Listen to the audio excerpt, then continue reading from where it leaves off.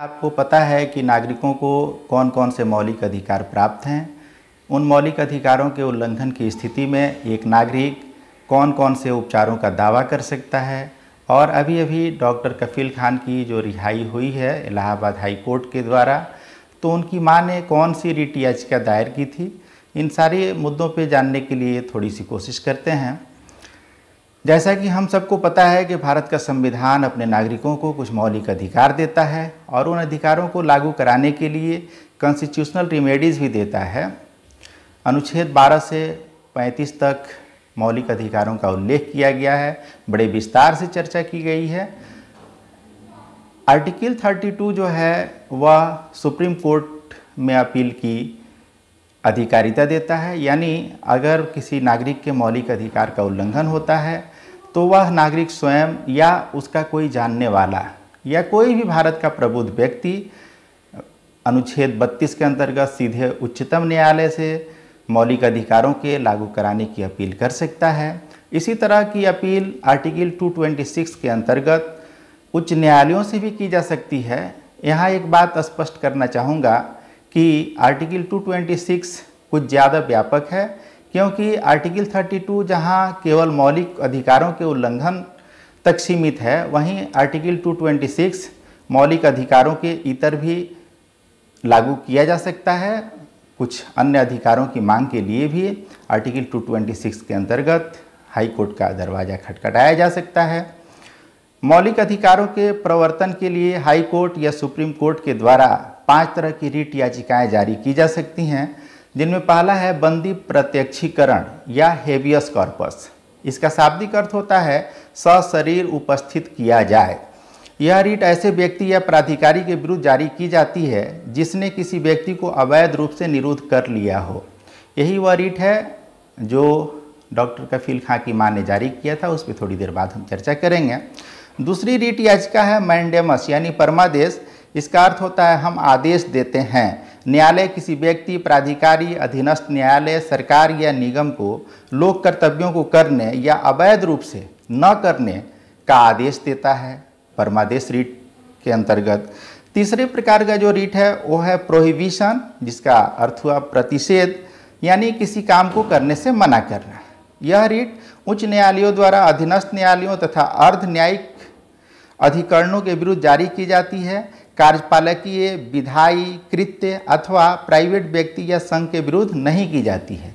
अगर कोई मुकदमा प्रोसीडिंग में है तो उच्च न्यायालय अपने अधीनस्थ न्यायालय को उसे जारी नहीं रखने का आदेश दे सकता है, यानी रोक सकता है कि ये आपके अधिकार क्षेत्र में नहीं आता है।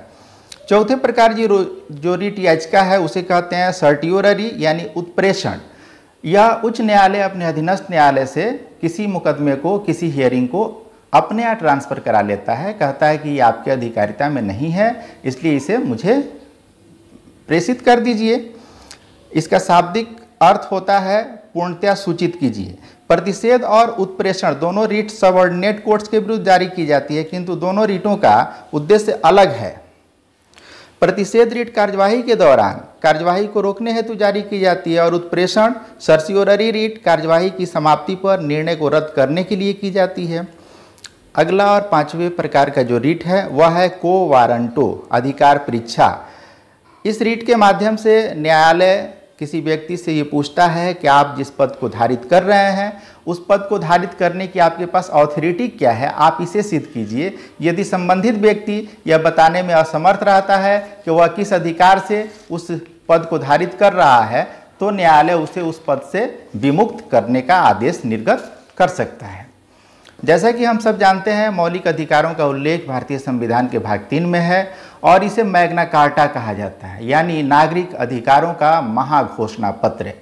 यह राज्य के विधायी एवं कार्यपालकीय शक्ति के विरुद्ध एक निर्बंधन है, एक रोक है जो बताता है कि राज्य क्या नहीं कर सकता है। राज्य ऐसा कोई कृत्य नहीं करेगा जिससे नागरिक के मौलिक अधिकारों का उल्लंघन होता हो या मौलिक अधिकारों पर किसी तरह की सीमा लगती हो। मौलिक अधिकारों का उल्लेख आर्टिकल 12 to 35 तक किया गया है। इसमें सबसे पहले आर्टिकल 12 में राज्य को परिभाषित किया गया है कि राज्य कहते किसको हैं और राज्यों के विरुद्ध ही ये कॉन्स्टिट्यूशनल रिमेडीज लागू होती है, यानी राज्य किसी व्यक्ति के मौलिक अधिकार का यदि उल्लंघन करते हैं तो न्यायपालिका उसमें हस्तक्षेप करती है, क्योंकि यह वाद योग्य होते हैं। आर्टिकल 13 जो है मौलिक अधिकारों के संबंध में संविधान की सर्वोच्चता सुनिश्चित करता है। यहीं से न्यायिक पुनर्विलोकन की शक्ति का सृजन होता है और न्यायपालिका ये देखती है कि राज्य किसी व्यक्ति के मौलिक अधिकारों के उल्लंघन में सहभागी तो नहीं है। आर्टिकल 14 जो है वह राज्य के मनमानेपन का निषेध करता है, यानी राज्य ऐसा कोई विधि विधान मनमानेपन से नहीं बना सकता। वह जब भी बनाएगा तो वह युक्तियुक्त होना चाहिए, रीजनेबल होना चाहिए। अब ताज़ा विवाद जो है वह डॉक्टर कफील खान के बारे में है, जो आजकल मीडिया में छाया है। ये गोरखपुर के BRD मेडिकल कॉलेज के प्रवक्ता हैं और बाल रोग विशेषज्ञ हैं। 13 दिसंबर 2019 को अलीगढ़ में CAA NRC के विरोध में प्रोटेस्ट हो रहा था। उसमें इन्होंने भाषण दिया और भाषण को उकसाऊ भाषण मानते हुए वहाँ के जिला मजिस्ट्रेट ने इन्हें गिरफ्तार कराया। मुंबई से इनकी गिरफ्तारी होती है और इन पे जो है कई धाराएं लगाई जाती हैं और इनको निरुद्ध कर दिया जाता है, डिटेंशन में रखा जाता है, जेल में रखा जाता है।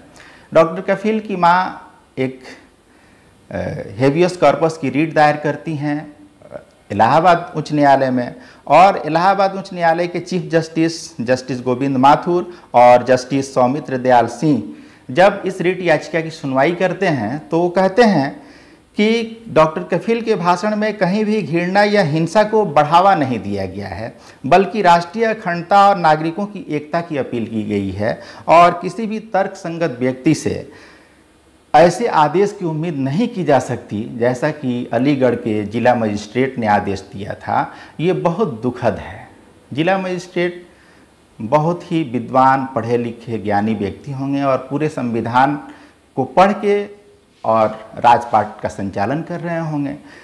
जब हाई कोर्ट ये कहता है कि उन्होंने भाषण के कुछ ही अंशों को पढ़ा और उसी को सबमिट किया, तो ये बहुत दुख की बात होती है, क्योंकि कार्यपालिका की शक्ति व्यापक है और कार्यपालिका को कहीं से भी पक्षपाती न होना चाहिए, न होते हुए दिखना चाहिए। निष्पक्ष न्याय की अवधारणा यही कहती है कि व्यक्ति जहाँ भी कुछ करने में सक्षम है वहाँ पूरी निष्पक्षता के संग काम करे। और अफसोस की बात है कि जो जीवन का अधिकार, जो मौलिक अधिकार है, जो स्वतंत्रता का अधिकार, मौलिक अधिकार है, उसको भी लागू कराने में 6-6 महीने का समय लगता है।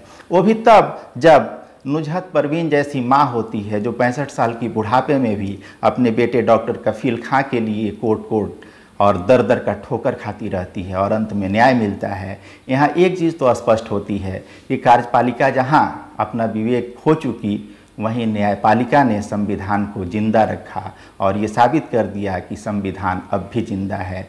संविधान की आत्मा मरी नहीं है। संविधान निर्माताओं ने जिस शुभेच्छा के संग संविधान का निर्माण किया वह अब भी है, संविधान बदला नहीं है। हाँ, शर्त जरूर बदल गई है कि अब माँ को सिर्फ डॉक्टर नहीं पैदा करना है, बल्कि अपने डॉक्टर बेटे के लिए न्यायालय का चक्कर भी लगाना है। तो ऐसी माँओं की ज़रूरत आज ज़्यादा बढ़ गई है। ये आज के संदर्भ में बिल्कुल सही लगती है। बहुत बहुत धन्यवाद।